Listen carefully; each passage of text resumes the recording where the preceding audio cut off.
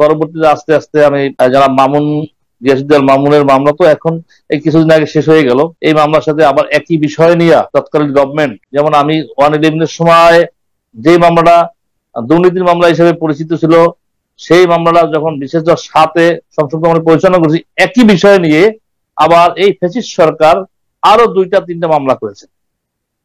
সেটা হলো ওই বিষয়ের মধ্যে দিয়ে ওই মামলার ফটোকপি দিয়া সিঙ্গাপুরের একটা টাকা, যে টাকাটা বাইরে থেকে আসছে, বাহিরে আসছে, সেই টাকা দিয়া জনাব তারেক রহমান সাহেবকে সম্পৃক্ত করে একটা মামলা দিয়ে দিলেন।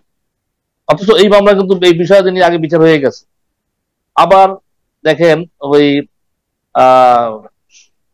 লন্ডনে একটা অ্যাকাউন্টের বিষয়ে তার ওয়াইফকে দিয়া সম্পৃক্ত করে, গিয়াসুদ্দিন মামুনের ওয়াইফকে সম্পৃক্ত করে একটা মামলা দিয়ে দিলেন একই বিষয় নিয়ে।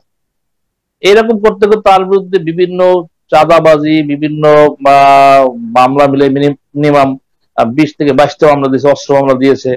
এগুলো সবই আমরা পরিচালনা, সব 111-এর মামলার সাথে মানে পরবর্তী যে 13-14 সালে এসে আবার নতুন ভাবে মামলা জড়ানো হলো। জি জি, ওই 111 মামলায় ওইটার কাগজ দিয়ে, ওইটার মানে ওই মামলা দিয়েই আবার নতুন করে ওই কাগজ দিয়ে আবার মামলা করছে। এটা তো গেল একটা দিক।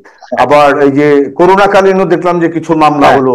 এরপরে বলছি, করোনাকালীন সময়ে কিছু মামলা করেছে, যেমন সেখানে আমাদের যে জনাব রিজেন্ট গ্রুপের চেয়ারম্যান জনাব শাহেদের বিরুদ্ধে কিছু মামলা করেছে, অনেকগুলো মামলা।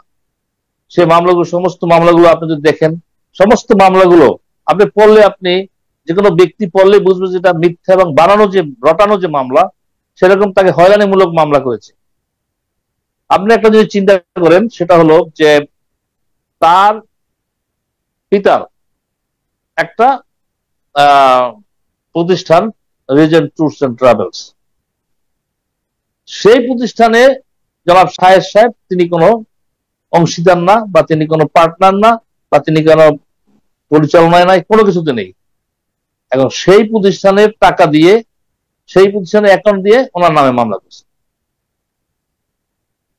এইটা কিভাবে সম্ভব? না মানে এই যে ব্যাপারগুলো, তারপরে আমরা দেখলাম যে সেই প্রতিষ্ঠানে আরো ডাইরেক্টর আছে, শুনুন, সেই প্রতিষ্ঠানে আরো ডাইরেক্টর আছে, এবং আপনারা দেখেছেন হয়তো বা তাকে বিভিন্ন ভাবে তাকে একটা সাজানো নাটক দিয়ে তাকে নিয়ে অস্ত্র দেখাইলো, তাকে বোরকা পরাইলো, তাকে বিভিন্ন, জনগণ দেখছে, যখন জনগণ এখন উপলব্ধি করতে পারছে যে আসলে এভাবে সাজানো মিথ্যা মামলা।